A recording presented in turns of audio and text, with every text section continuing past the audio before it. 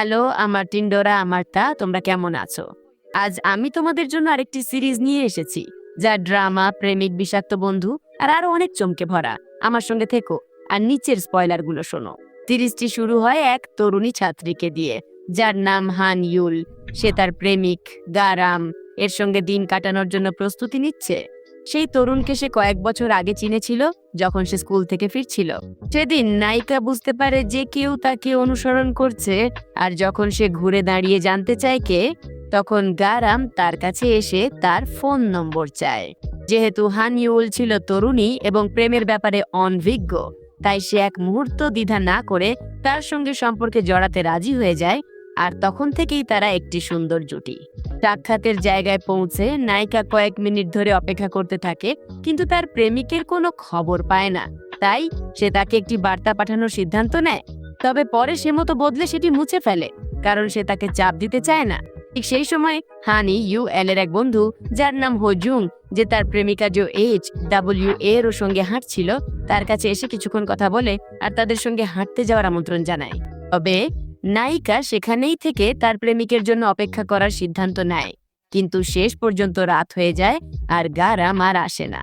তাই হতাশ হয়ে সে বাড়ি ফিরে যাওয়ার সিদ্ধান্ত নেয়।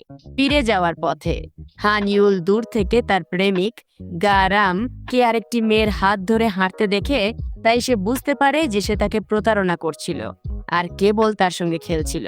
কয়েক মুহূর্ত পরে যখন সে বাড়ি পৌঁছায়, হান ইউল কান্নায় ভেঙে পড়ে।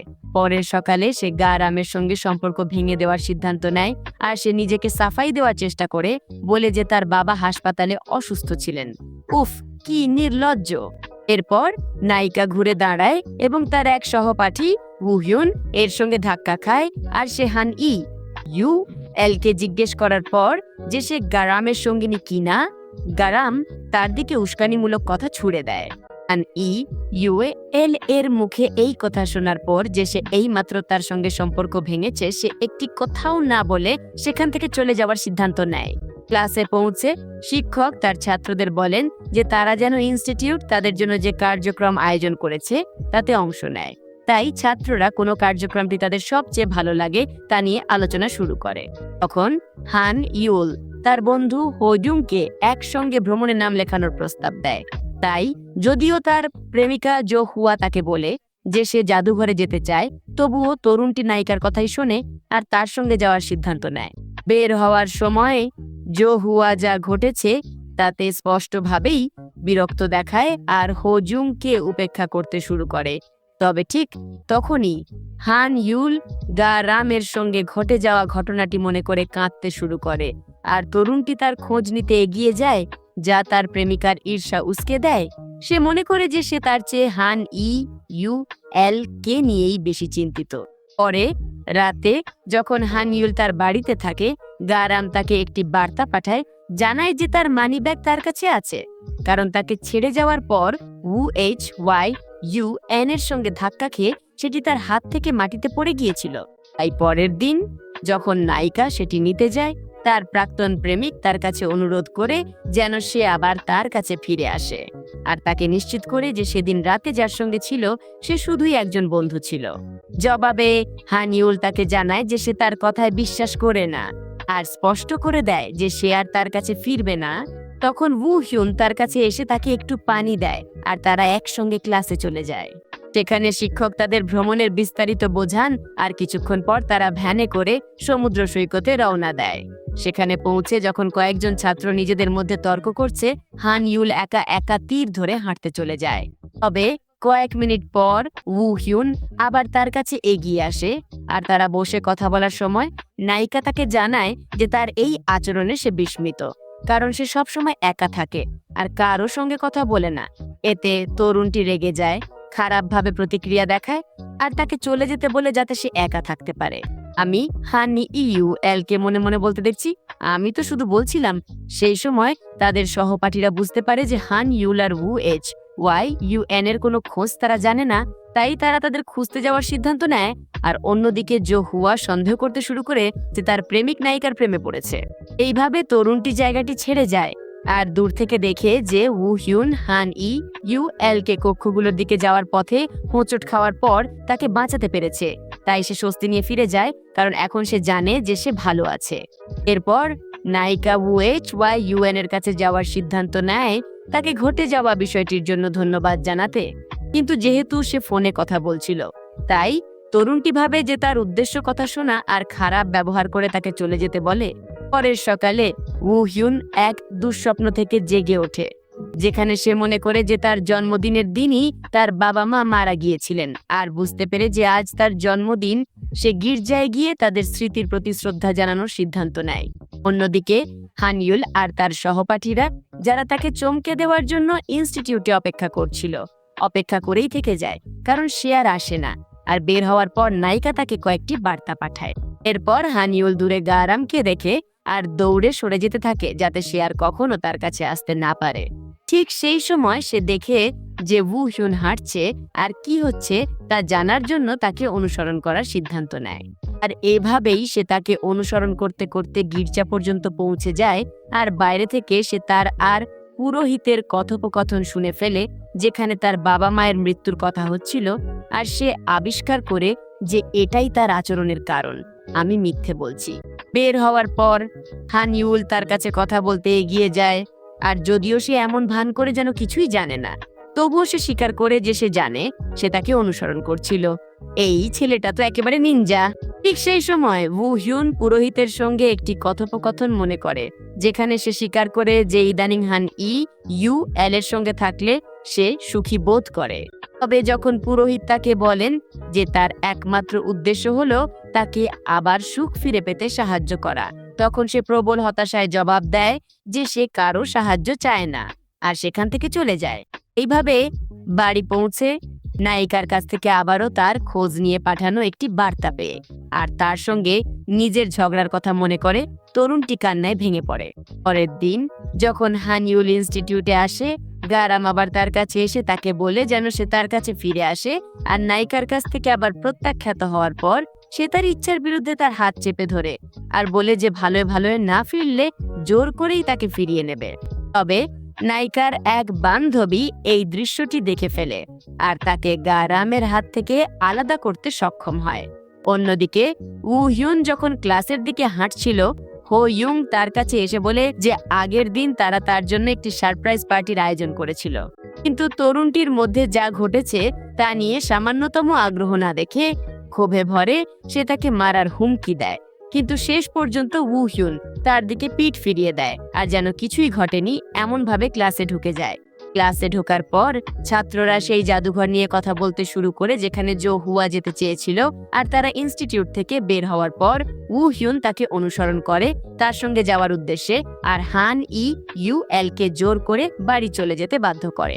আমি ভাবছি নিশ্চয়ই সেই ভীষণ বিষাক্ত প্রাক্তন প্রেমিকের হাত থেকে তাকে রক্ষা করার জন্য। তাই নায়িকা বাড়ির পথে রওনা দেয়, কিন্তু ভবনে পৌঁছে সে গারামকে দেখে সেই ভীষণ বিষাক্ত প্রাক্তন প্রেমিককে তার দুই বন্ধুকে নিয়ে। তারা তাকে হুমকি দিচ্ছিল যে সে যদি তার কাছে ফিরে যেতে রাজি না হয় তবে সবাই মিলে তাকে মারবে। কি ভয়ঙ্কর! তবুও ঠিক সেই সময় হিউন হাজির হয় আর তিন তরুণকেই পরাস্ত করে এলকে বাঁচাতে সক্ষম হয়। ওয়াও!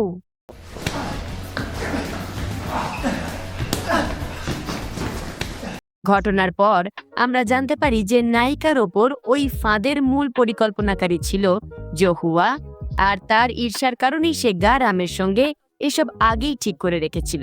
তখন হানিউল ইউএন কে তার বাড়িতে আমন্ত্রণ জানায় আর তার ক্ষতগুলোর সেবা করার পর তারা একে অপরের প্রতি স্পষ্ট প্রেমে পড়া অবস্থায় বিদায় নেয়। পরের দিন জাদুঘরে হুয়া বাথরুমে যায় আর সেখানে গিয়ে গারামের সঙ্গে দেখা হয় আর তারা যা ঘটেছে তা নিয়ে কথা বলতে শুরু করে। তবে ঠিক তখনই হানিউল আর তার বান্ধবীরাও বাথরুমে আসে আর দুজনকে কথা বলতে দেখে তারা কয়েক মিটার পেছনে লুকিয়ে কথোপকথন শুনতে থাকে। অন্যদিকে হিউনকে জিজ্ঞেস করে যে নায়িকার প্রতি তার এত আগ্রহ দেখে সে কি তার প্রেমে পড়েছে, কিন্তু সে জবাব দেয় যে না, আর তাকে আশ্বস্ত করে যে সে এল কে কেবল একজন বন্ধু হিসেবেই দেখে। তারপর আগের রাতে তাকে রক্ষা করার জন্য তাকে ধন্যবাদ জানায়। এরপর হিউন আর জুংও বাথরুমে যায়, কারণ ঠিক তখন সবারই বাথরুমে যেতে ইচ্ছে করছিল। আর সেখানে তারা এল এর সঙ্গে মিলে যা ঘটেছে তার সত্যটা জেনে ফেলে। ফলে হোজুং গারামের মুখোমুখি হয়, কিন্তু সে তাকে পুরোপুরি উপেক্ষা করে আর একটি কথাও না বলে চলে যায়। আর জো এর ক্ষেত্রে নায়িকা তাকে জিজ্ঞেস করে কেন সে তাকে আঘাত করতে চেয়েছিল, কিন্তু সে খুব খোলাখুলিভাবে জবাব দেয় যে কারণ ছিল তার প্রতি তার ঈর্ষা। সে সত্যিই সৎ ছিল। রাতে হান এর বান্ধবী নায়িকাকে জোর করে বলতে থাকে যে সে তাকে বাড়ি পর্যন্ত পৌঁছে দেবে, কারণ সে ভয় পায় গারাম আবার তাকে আঘাত করার চেষ্টা করতে পারে। কিন্তু হান ইউল তাকে আশ্বস্ত করে যে তার কিছুই হবে না আর তার কাছ থেকে বিদায় নেয়।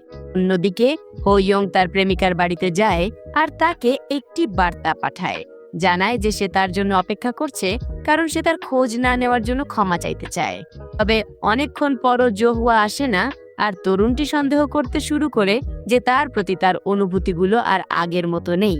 পরে ওয়ু হিউন হান এর সঙ্গে দেখা করে আর সে তাকে স্বীকার করে যে সে বুঝতে পারছে না কেন জো হুয়া তার প্রতি ঈর্ষান্বিত হতে পারে, কারণ তারা অনেক দিন ধরে ঘনিষ্ঠ বন্ধু। জবাবে তরুণটি তাকে শান্ত করতে সক্ষম হয় আর বোঝায় যে খুব শিগগিরই তারা তাদের বন্ধুত্ব ফিরে পাবে। এমন বন্ধু থাকলে শত্রুর দরকার কার? পরের দিন ছাত্ররা ইনস্টিটিউটে পৌঁছায় আর হান এর বান্ধবী তার সহপাঠীদের একসঙ্গে ছবি তুলতে রাজি করায়, কারণ এটাই ক্লাসের শেষ দিন। তবে বের হওয়ার পর তারা বুঝতে পারে যে জো হুয়া আসেনি আর হোজুং তার সঙ্গে কথা বলার চেষ্টা করার জন্য তার বাড়ির দিকে চলে যাওয়ার সিদ্ধান্ত নেয়।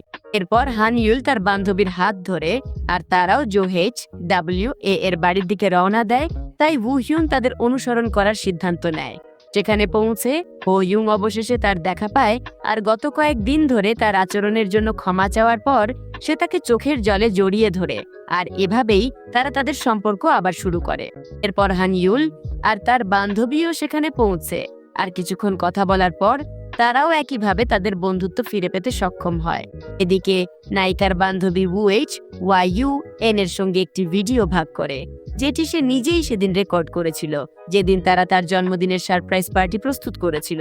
তাই সহপাঠীদের অভিনন্দন আর উৎসাহের কথা দেখার পর তরুণটি হাসে আর নিজের আচরণ বদলানোর সিদ্ধান্ত নেয়। গ্রীষ্মের ছুটির পর ক্লাসের প্রথম দিনে শিক্ষার্থীরা আবার মিলিত হয় এবং হান ইউল তার মনের কথা ওয়াইউ কে জানাতে চায়। তাই তার অনুভূতির প্রতিদান পাওয়ার পর আর দুজনেই এক উষ্ণ আলিঙ্গনে জড়িয়ে যাওয়ার পর নায়িকা তার হাত ধরে আর তারা একসঙ্গে ক্লাসের দিকে হাঁটতে থাকে। আর এভাবেই এই ড্রামার সমাপ্তি হয়। আশা করি এটি তোমারও আমার মতোই ভালো লেগেছে। আমি যাওয়ার আগে আমি পালোমা ইনেস, সোফিয়া, মনিকা, মেলিসা আর রেজিনা নোয়েমিকে শুভেচ্ছা জানাতে চাই। আমাদের দেখার জন্য ধন্যবাদ। আবার দেখা হবে। আর সাবস্ক্রাইব করতে, লাইক দিতে, শেয়ার করতে আর এসব করতে ভুলবে না। Bye bye.